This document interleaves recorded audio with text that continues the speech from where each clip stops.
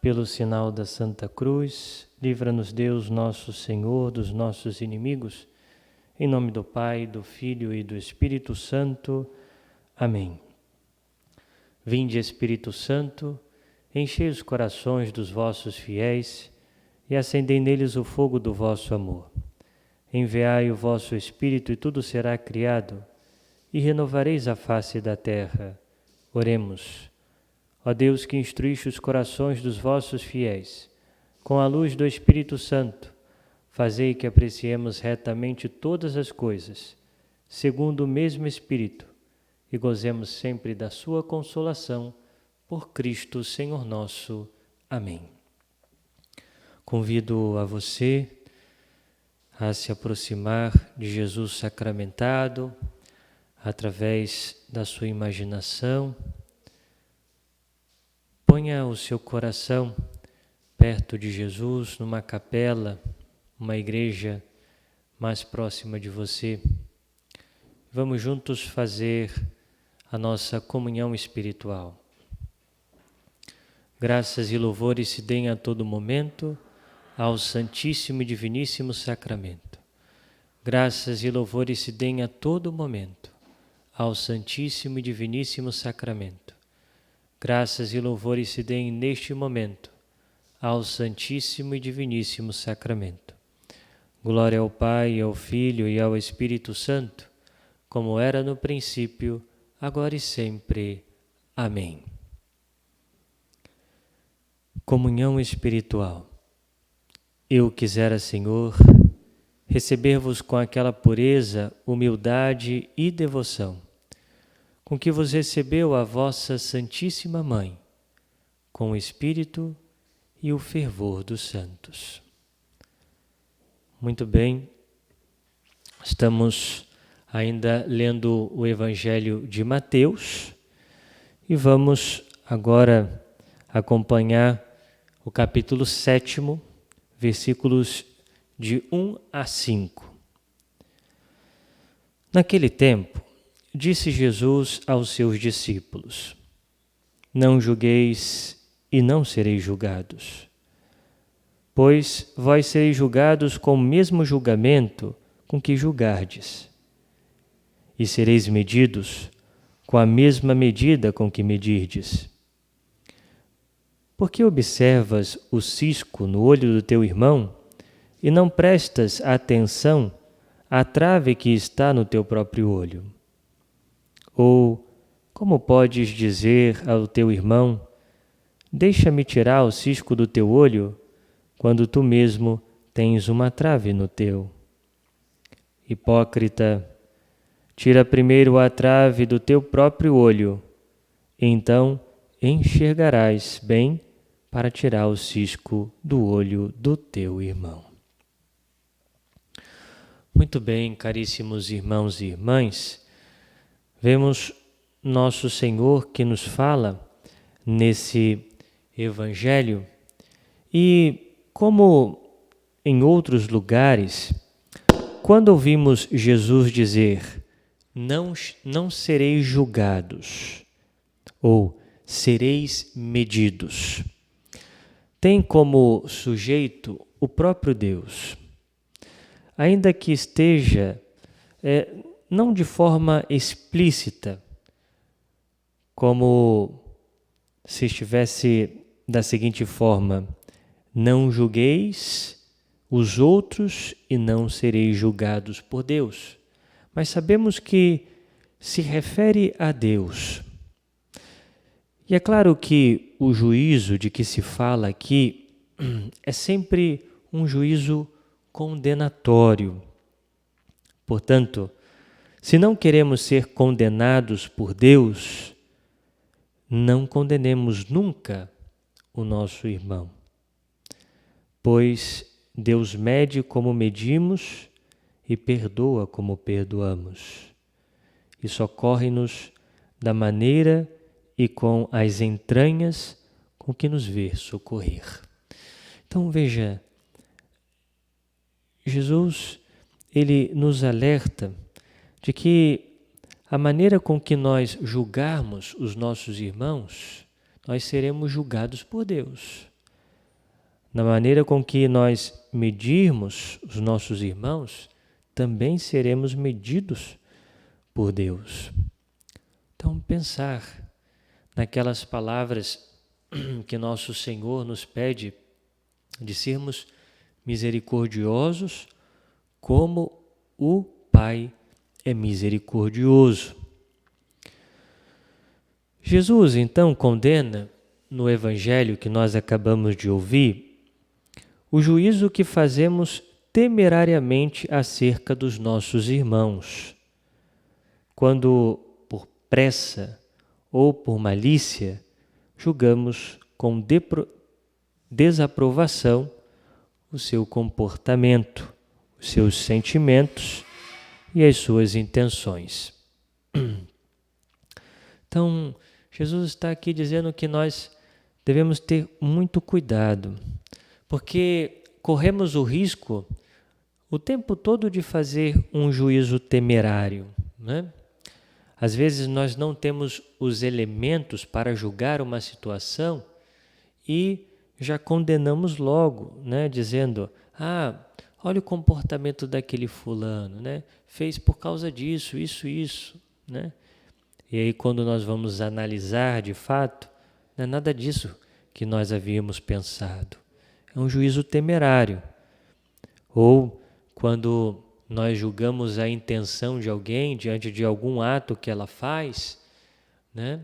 Ela fez isso para prejudicar o fulano, ela fez isso para se sair bem, né? E quando analisamos de fato a situação, vemos que não é assim. Ou seja, isso é um juízo apressado, né? Também pode ser chamado de juízo temerário. E esse juízo temerário, como eu dizia, pode ser por pressa, né? Não analisa de fato as circunstâncias, aquilo que houve e acaba julgando a situação errado. Ou até mesmo por malícia, né? Porque de fato quer prejudicar o outro, né? Não quer ver a situação como é. Por isso, São Paulo nos fala da caridade cristã, quando ele nos diz: a caridade é paciente. A caridade, ela sabe sofrer os defeitos dos outros com serenidade. Ele diz: a caridade é benigna, a caridade não quer o mal. Não quer julgar o outro a fim de condenar o outro. Não. A caridade, ela não pensa o mal do outro. Ou seja, aquele que verdadeiramente tem a caridade no seu coração, sempre vai tentar julgar o outro da melhor maneira. Ou seja, não vai pensar o mal da pessoa em primeira instância, né? Não. Sempre vai analisar e pensar, mas talvez a tentação dele foi muito forte, talvez a intenção dele não foi essa, né? Ele queria acertar, mas não conseguiu. Portanto, a caridade tudo desculpa, diz-nos São Paulo. A caridade tudo crê. A caridade tudo espera, tudo tolera. Então, veja, faz-nos bem ouvirmos esse hino da caridade para que não caiamos num julgamento temerário, né? Que possa ser apressado ou cheio de malícias. Por isso, diz-nos São José Maria Escrivá, no Caminho, seu livro Caminho, número 422, não admitas um mau pensamento acerca de ninguém, mesmo que as palavras ou obras do interessado deem motivo para assim julgares razoavelmente. Então, veja, não podemos admitir, um mau pensamento acerca de ninguém, mesmo que possamos ter uma razão, razoavelmente assim, uma razão, diríamos assim, Não pensar mal de ninguém, Aquele que enxerga mal vê de forma deformada as coisas, ainda que essas coisas estejam em correta forma.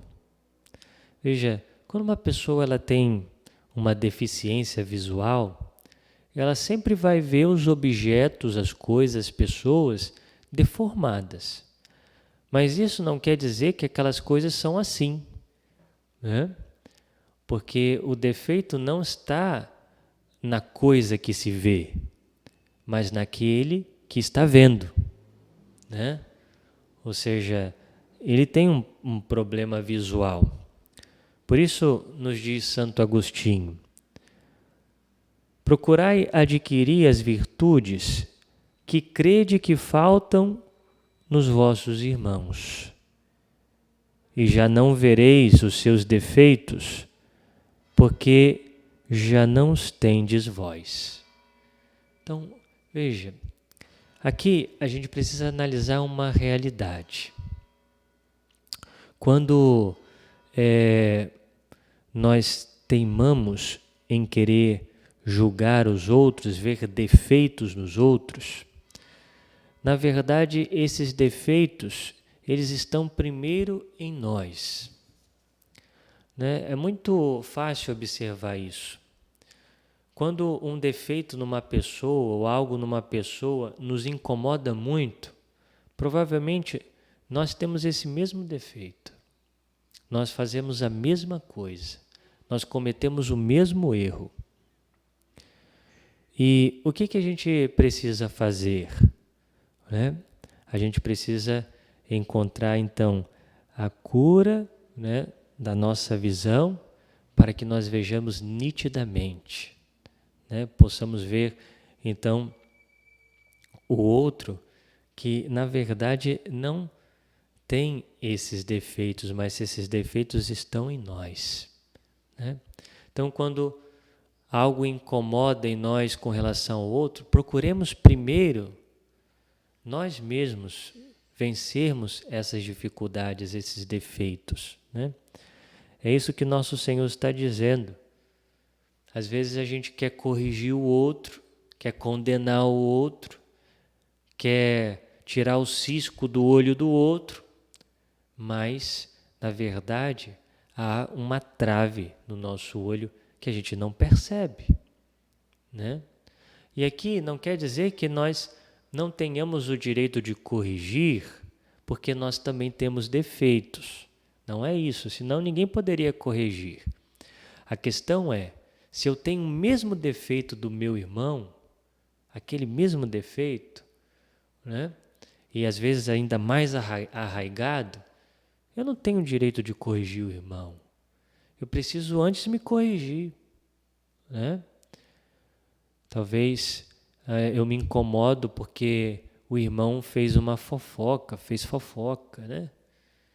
Mas primeiro é necessário olhar para mim e perceber que talvez eu seja mais fofoqueiro do que o irmão. Eu preciso me corrigir antes.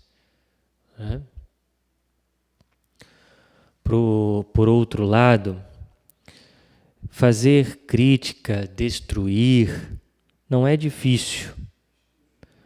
O último aprendiz de pedreiro sabe cravar a sua ferramenta na pedra nobre e bela de uma catedral. Construir, eis o trabalho que exige mestres. Diz-nos São José Maria em Caminho, número 456. Ou seja, fazer crítica, destruir o outro é fácil. Como que aquele último pedreiro, né, aquele que está aprendendo, né, acabou de aprender, ele consegue destruir uma pedra belíssima, né? Mas só os grandes mestres de obra conseguem construir uma catedral belíssima.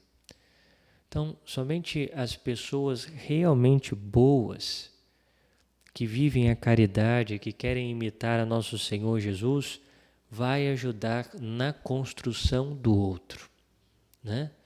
E não depreciar o outro, e não destruir o outro, né? Condenar o outro, não.